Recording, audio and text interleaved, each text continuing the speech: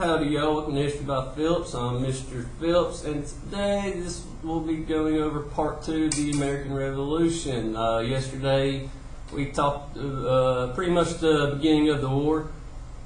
The colonists or patriots would have early successes. Lexington and Concord, that battle shocked a lot of folks. And the Battle of Bunker and Breed's Hill shocked a lot of folks. And there's King George, remember? Britain's like the big powerhouse, superpower at the time. And he's getting embarrassed by these militias. So King George gets serious. He sends a bunch of troops and a bunch of mercenaries known as Hessians. Found in what we call modern day Germany, around from that area. But he was sent the best equipped, well trained, most experienced, deadliest fighting force in the world to the colonies. And once they get there in full effect, they are mollywopping the colonists. The patriots they cannot stand up to the might of the British military. They're getting mollywopped on the battlefield. There are some notables though. Remember we talked about Molly Pitcher. Various groups of people have participated in the American Revolution, anywhere from women to slaves to children. You name it, all walks of life participated in this. But Molly Pitcher, she's notable. Make note of her. But also, two notable Patriot victories at the beginning of the war. One was in Trenton. If you don't remember Trenton, this is our buddy old George Washington. Remember? Everybody loves him, first president of the United States. But militarily wise, he's not the greatest. He ends up just kind of lucky. Remember, he took Boston back for a moment. He snuck in. We caught the Britain off guard. Remember, old Boston hated Britain and King George anyway, so George Washington gets a little bit more famous. Then on this night, now I've told you this before, but imagine it's Christmas. You're sitting around, you're not wanting to fight. Nobody fights on Christmas. Speaking of which, check out the Christmas truce in World War I. That's a pretty cool thing to look up. Anyway, on Christmas, usually soldiers, it's Christmas, they chill. George Washington's, nope, everybody get up, and they're probably tired. They may have partied a little bit, so they might not be all with it. He's got to get these soldiers up to cross the Delaware River. Cold, icy. Look, and they don't have gear like we do. They just have these breeches. And I couldn't imagine the cold. And after they cross this river on Christmas night, mind you, they march into Trenton and take Trenton, pretty much catch Britain off guard because they wouldn't expect any loon to cross an icy river on Christmas night. That's what George Washington did. Also, the Patriots would end up taking Saratoga. This would be very pivotal for what we're talking about today. So in today's lesson, we're going to talk about the war. The war continues. But we're going to focus on two aspects. One, the Americans are needing allies. They are desperate on allies. And two, we're going to talk about the home front, like just how the average citizen felt that wasn't in the war. But with that being said, let's get started. So first, America needs allies. Remember, it's a brand new country, brand new army. They need to get weapons to these guys, uniforms, train them, feed them, have a place to train them, have a place to house them. Not to mention they got to set up their own government, set up their elections, how that's going to work, so on and so forth. All these things, the new country problems, they're having to figure this out and fight the deadliest military force in the world. The cards are stacked up against them. So, what America is trying to do is a little bit of thing called diplomacy. So what's diplomacy? Basically, that's fancy talk for when we try to get nations to cooperate with each other. You could say we're very diplomatic with Japan today. We have good trade relations. We have good politics with Japan. Same thing with most of the European countries. Some countries that you might consider we have poor diplomatic relations with will be countries like Iran, maybe Saudi Arabia, maybe Russia, maybe China, countries like that. But right now, America's trying to get allies, and they're trying to be diplomatic. Well, what better person to get allies with than with America's most famous celebrity, Ben Franklin. This guy's like I don't know what you kids like these days. He's like the Justin Bieber, the Shaquille, or Kobe Bryant, the LeBron James, ACDC, he's the Backstreet, whatever. He is the guy. Everybody loves this man. Inventor, everybody's fascinated with his thoughts, his science, his inventions. This guy wows everybody. Well, Mr. Franklin's job is to go to Europe, particularly France, because guess who doesn't like Britain too much? France. He's over there trying to convince France, like, hey, you really need to help us out. We'll help you. We'll pay you back in the long run, but help us win this war with Britain. Now, Franklin goes about it his own way. He's kind of a lazy man. He sort of likes to party. He's there with Thomas Jefferson. Thomas Jefferson's very strict to the point. Like while Ben Franklin's working over the crowds, everybody's trying to be. I mean, check out the picture. Everybody's fascinated with him here. So it's a funny dynamic between Jefferson and Franklin, how they're trying to get these diplomatic relations together. But for the most part, Ben Franklin, he's having a grand old time, and he's getting allies for us.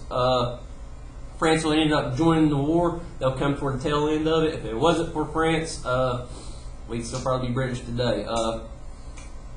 Pretty much the American Revolution was not won by America. It was won by our allies. Without our allies, we'd lost.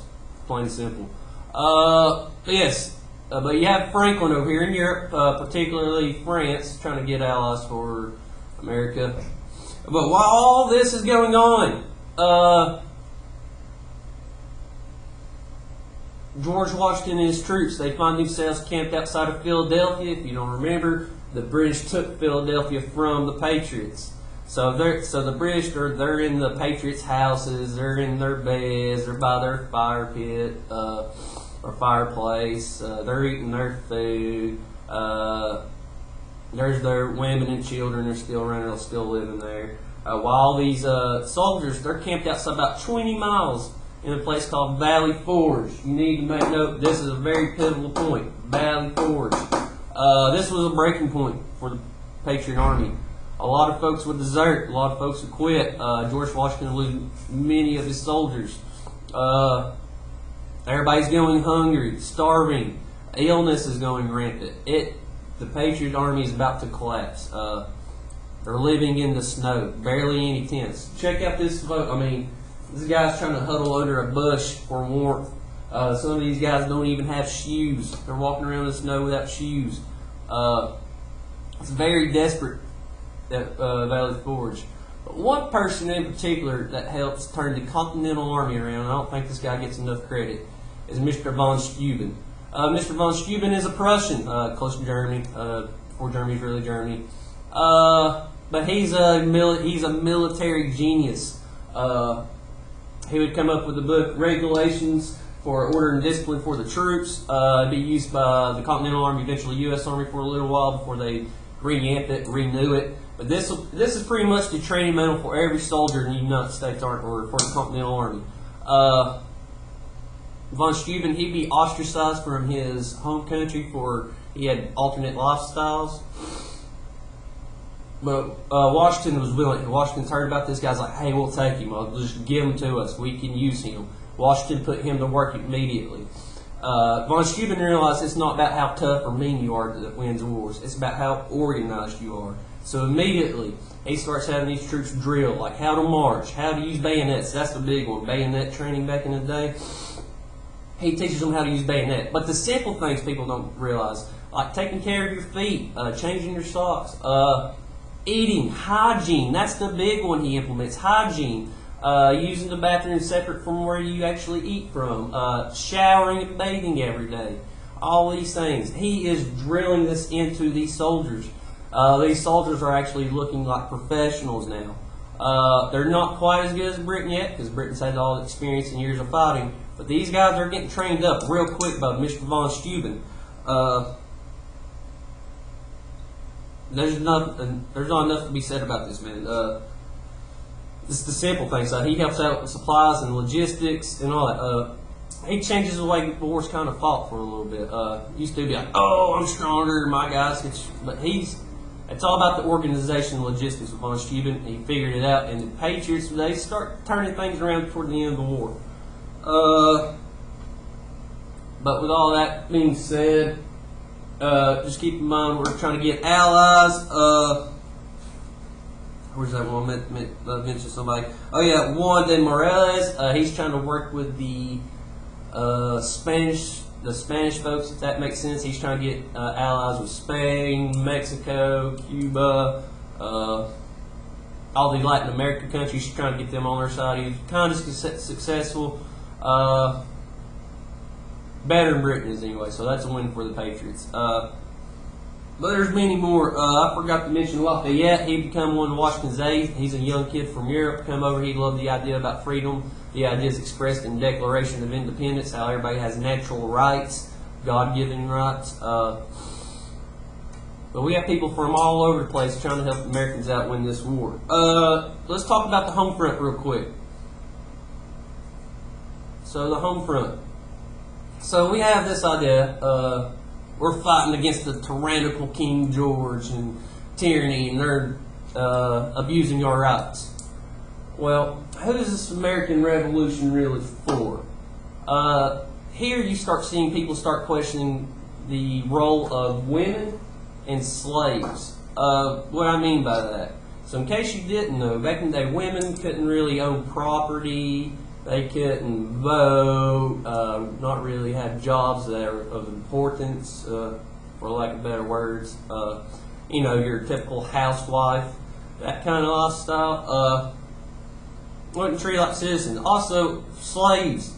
Even the image here, slavery will be very prominent in this part of U.S. history. We'll be talking a lot about slavery this year. But slaves, if you're fighting for freedoms, you know, right to free speech, right to assemble, right to any religion, right to a jury, right fair trial, stuff like that. But how come African American slaves are not? Why do women not get the same right? So people start questioning this. This will eventually start leading over into a big boiling point, a tension point in the 1860s, especially over slavery. But these ideas that we have subjugated citizens in the United States, it's an old world idea from Europe, kind of like how people are better than everybody. It's taken a while to everybody. It takes a minute to realize that everybody's made equal. We're still realizing that today. But yeah, just keep in mind that the American Revolution started to bring up questioning about what women and slaves should be doing in society. We're really fighting for liberty. Should we have slaves? Should we not let people vote? Things of that sort. But that's it for today. On a side note, as the social studies guy, tonight is the first political debate between the presidential candidates. Check it out. Make notes. See what the candidates say about each topic you're interested in. Some of y'all might be interested in immigration, health, education, gun. I'm sure they'll talk about all this stuff. Watch it tonight if they don't bore you to death. Watch it, make notes, see what they say about it. Let me know. We'll try to discuss a little bit. This is social studies. We do discuss politics a tad bit in here. But till then, this has been History by Phillips. I've been Mr. Phillips. Thank you for stopping by. Peace, be safe, and hopefully I'll see y'all in study ball.